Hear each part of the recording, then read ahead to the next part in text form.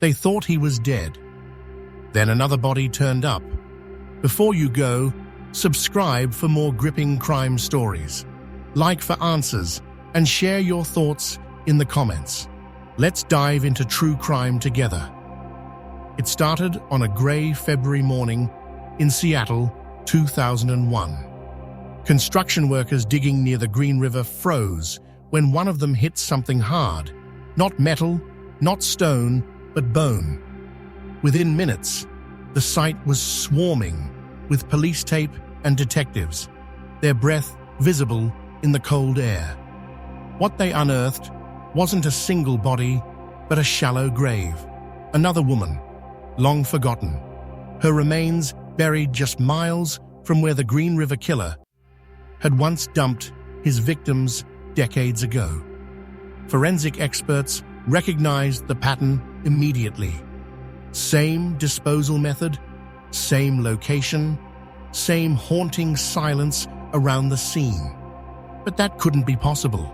The Green River killer hadn't been active in years. Many believed he was dead. When Detective Frank Adamson arrived, the air felt heavy with déjà vu. He'd been a rookie during the original investigation in the 80s, the biggest serial murder case in Washington state history. Back then, nearly 50 young women had vanished, most of them runaways or sex workers, their bodies left near riverbanks and wooded areas. The killings had suddenly stopped in 1987, and though police had interviewed hundreds of suspects, the real killer was never found.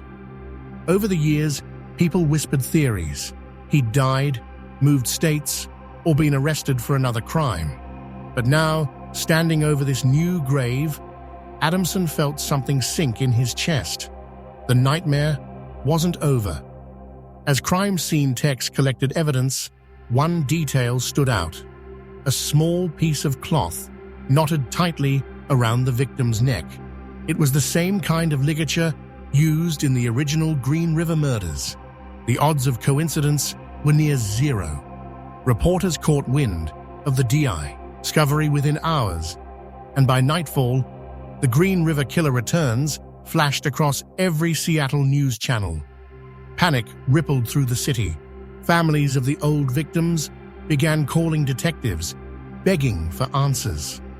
"You told us it was over," one mother sobbed. "You said he was gone."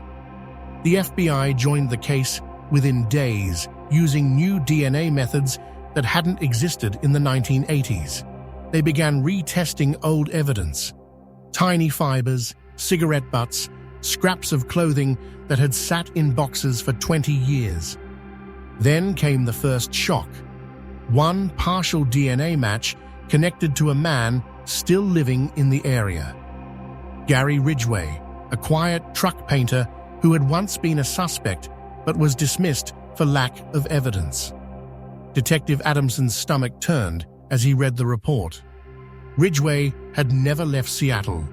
He'd lived quietly, remarried, even gone to church every Sunday. But when agents tailed him, they saw him visit the very same stretch of the Green River where the new body had been found. And then, one cold night in March, Ridgway returned to that riverbank again. Only this time, detectives were waiting in the dark. When they shone their flashlights and called his name, he didn't run. He just turned, smiled faintly, and said, "You finally found me." But what they'd find next would make even the most hardened investigators go silent. When detectives brought Gary Ridgway into custody, the atmosphere inside the interrogation room felt eerily calm. He wasn't the monster they expected. No wild eyes, no anger, just a man in his 50s with a blank stare and steady hands. He spoke softly, answering questions like he'd rehearsed them. "You think I did it?" he asked, with a hint of a smirk. But as DNA results came back one by one, that quiet arrogance began to crumble. Each test linked him to another victim. First 1, then 3, then 7. The evidence was undeniable. The Green River killer had been hiding in plain sight for over 20 years. Investigators started retracing Ridgway's life. He had worked at a truck factory for decades, rarely missed a shift, and spent weekends with his family. Neighbors called him polite, even dull. But the timeline showed something darker. His roots as a truck painter overlapped perfectly with the locations where victims had been found. The FBI discovered that many of the women he targeted were young, vulnerable, often living on the edge of society. He chose those he thought no one would miss. They were just people nobody cared about, Ridgway later admitted. That's what I thought. I was wrong. Detective Adamson, who had waited half his life to solve this case, watched as Ridgway's calm exterior cracked. During questioning, one photo made him flinch, the image of a young woman found by the Green River in 1984. "That one," Ridgway whispered, his voice trembling. "I remember her." Then the floodgates opened. In a chilling confession, he began listing names, dozens of them. Investigators could barely keep up. He described the color of their clothes, where he met them, where he left them.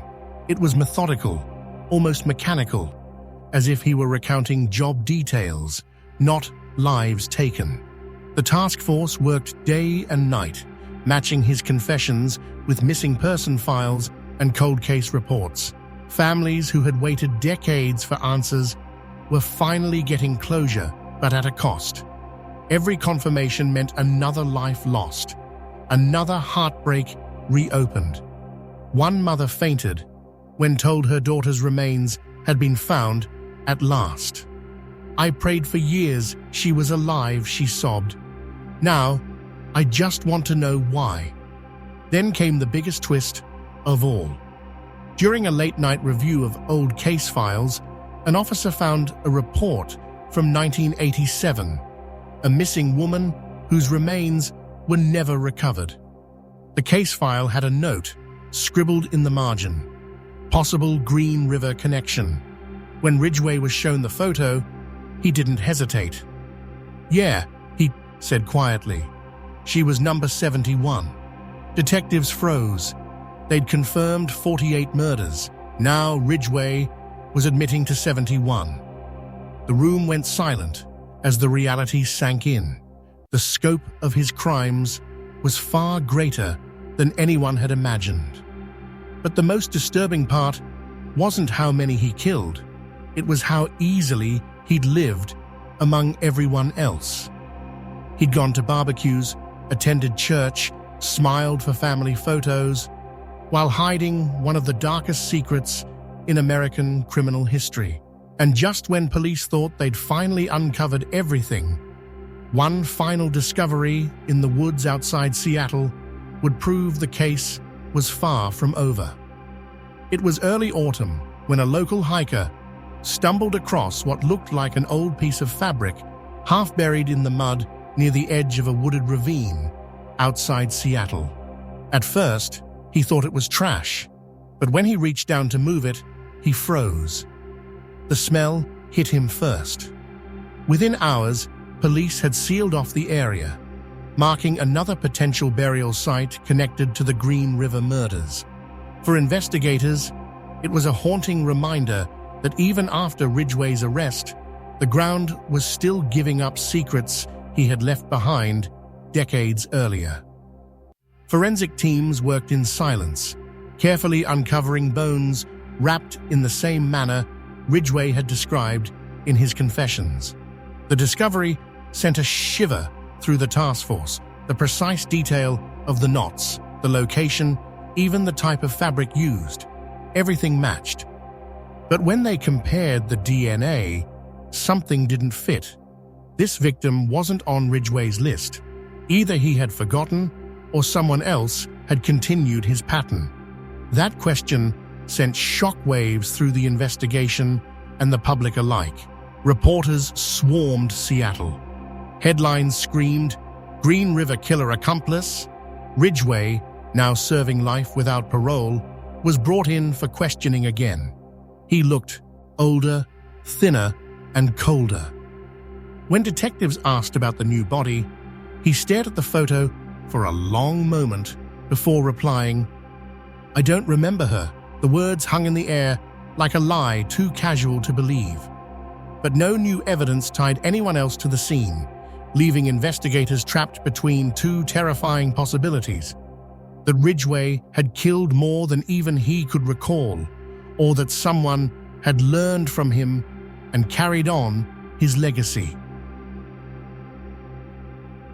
Families of the victims gathered once more, their grief reignited. One mother told reporters, "You think it's over?" Then another girl's name gets added to the list. The FBI reopened parts of the case, combing through hundreds of old tips and witness statements. One woman, a survivor who had narrowly escaped Ridgway years earlier, came forward again. "He told me there were others like him," she said, her voice shaking. "Men who did what he did, who learned from him." That single statement reignited the fear that the Green River killings were not an isolated horror, but the blueprint for others lurking in the shadows. As investigators pressed deeper, one last unsettling revelation surfaced. Ridgway had once worked with a second truck driver who disappeared shortly after the murders stopped. Records showed that man had traveled across several states where similar unsolved cases still lingered. Whether it was coincidence or something darker, no one could prove. The files remain open to this day, haunting the detectives who built their careers on the case. Gary Ridgway remains in prison, one of America's most prolific serial killers, but the mystery around his true body count and whether someone else helped him still lingers like the fog over the Green River. Some say evil, like his, never really dies. It just hides, waiting for the right moment to resurface. And as history shows, every time we think the nightmare is over, another body turns up. If you thought this story was intense, you're not ready for the next one. Hit subscribe, because the world's darkest crimes are only just beginning to surface.